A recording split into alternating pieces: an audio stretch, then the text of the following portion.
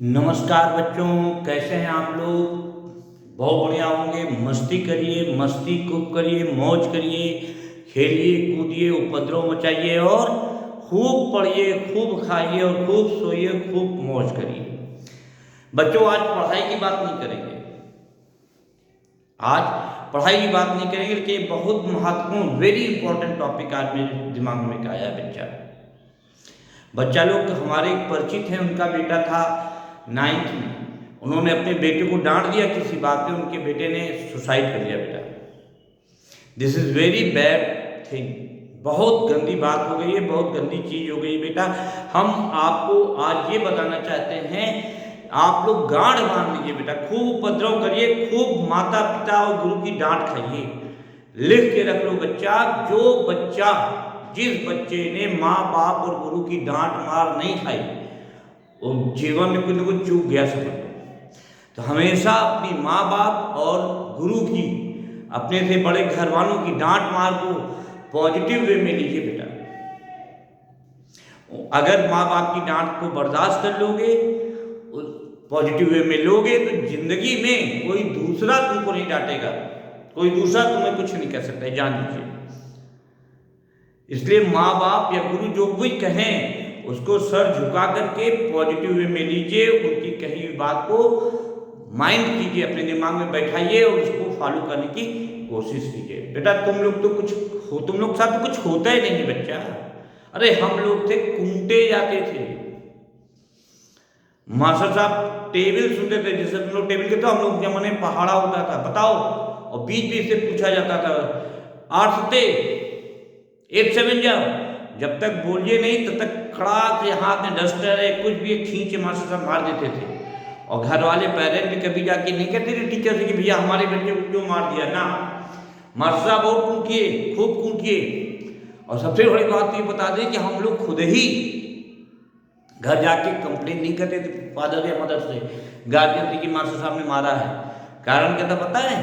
Complain करते तो और कूटे जाते, और कूटा जाता हमको। जरूर कुछ गड़बड़ करके आए हो बेटा, तभी मास्टर साहब मार रहे हैं तुमको, है ना। तो मेरी आप लोगों से रिक्वेस्ट है, हाथ जोड़ के रिक्वेस्ट है बेटा, गुरु मानो तो आदेश मान लो, भाई मानो, दोस्त मानो, रिक्वेस्ट मान लो कि प्लीज अपने माता पिता और गुरु की बातों का अन्यथा कतई मत लीजिए।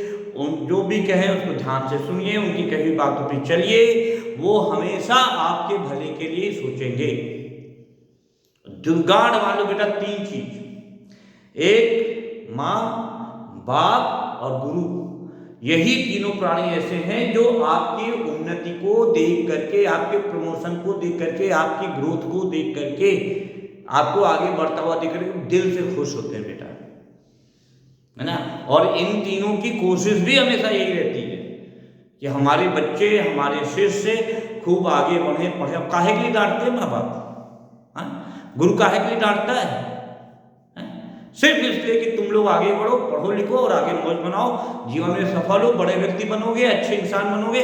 देख के सुन के माँ बाप को तसल्ली होगी, गुरु के शिष्य को ठंडक, गुरु के दिल को ठंडक पहुंचेगी, है ना।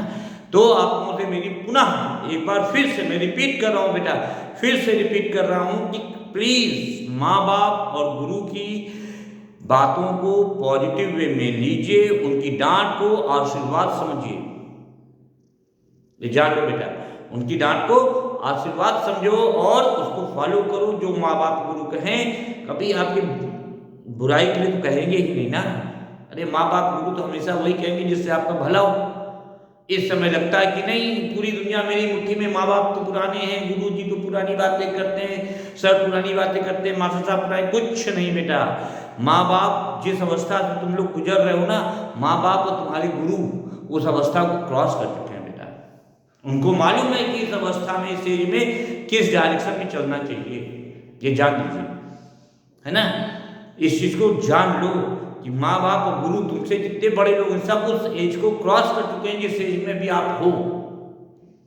इसलिए आप उनकी कही हुई बातों को ध्यान से सुनो, पॉजिटिव वे में लो और अगर आपके मन में कभी कोई बात आती भी, कह रहे मास्टर साहब ने तो गलत डांट दिया, सर ने गलत तरीके से हमको क्लास में उठा के बेइज्जत कर दिया, नहीं कोई बात नहीं। अगर ऐसी कोई बात आती भी है तो आप क्लास के बाद या माता पिता के गुस्से को शांत हो जाने के बाद थोड़ी देर बाद जब पिताजी खाना खा लें, बैठ जाए आराम से, उनके पास जाके रिक्वेस्ट मोड में, शब्दों पे ध्यान दीजिए, रिक्वेस्ट मोड में आप उनसे कह सकते हैं कि पापा आज आपने जो कहा था हमने ऐसा नहीं किया, आपको किसी ने गलत बता दिया या आपको गलतफहमी हो गई, हमने ऐसा काम नहीं किया है, मैं पढ़ता हूँ, अच्छा बच्चा हूँ, आप उनको समझा सकते हैं, माँ बाप और गुरु को भी, है ना। लेकिन उसके पीछे बेटा कोई भी खराब स्टेप, कोई बच्चे घर से भाग जा रहे हैं, कोई बच्चे सुसाइड का स्टेप उठा ले रहे हैं, है ना, कोई बच्चे माँ बाप की बात को एकदम ओबे करना, डिसओबे करना चालू कर देते हैं, ओबे करना बंद कर देते हैं, ये बातें अच्छी नहीं है मेरे बच्चों, है ना। हमारा कल्चर, रामचरित मानस में तुलसीदास जी ने लिखा है ना कि प्रातः काल उठ के रघुनाथा, मात पिता गुरु नामई माथा। प्रातः काल उठ के रघुनाथ जी, ईश्वर भगवान अपने माँ बाप और गुरु के चरणों को नमस्कार करते, तब चरणों को नमस्कार, मैं बार बार ये कह रहा हूँ बेटा कि प्रातः काल उठ के अपने मदर फादर को और गार्जियंस को नमस्कार प्रणाम बोलिए, चरण स्पर्श करिए, बहुत बड़ा उपलब्धि, बहुत बड़ी उपलब्धि हासिल होगी बेटा जीवन में, ये जान लो। माँ बाप का आशीर्वाद, इससे बड़ी उपलब्धि जीवन में कोई नहीं होगी, क्योंकि वो निस्वार्थ भाव से, उनकी कोई लालसा नहीं होती, कोई इच्छा नहीं होती, निस्वार्थ भाव से तुमको आशीर्वाद देते हैं कि मेरा बेटा बड़ा हो जाए, खुश रहे, आनंद उठाए बेटा, है ना। तो बस यही रिक्वेस्ट है कि आप लोग प्लीज़ अपने दिमाग को, माइंड को ओपन कर लीजिए, माँ बाप और गुरु की बातों को फॉलो करिए, उनके द्वारा अगर आपको कोई डांट मार या सजा कुछ भी मिलती है तो उसको आशीर्वाद स्वरूप, प्रसाद स्वरूप ग्रहण करो बच्चा, मौज करो, मस्त रहो, आज पढ़ाई की कोई बात नहीं, ये जो बात मैंने बताई जीवन की सबसे बड़ी पढ़ाई है बेटा, ये जान लो। और तुम लोग, जब तुम लोग बड़े होगे ना, जब तुम लोग के बच्चे इस स्टेज में पहुंचेंगे, तब तुमको लोगों को पता चलेगा हमारे माँ बाप या गुरु कितना सही बोलते थे बेटा।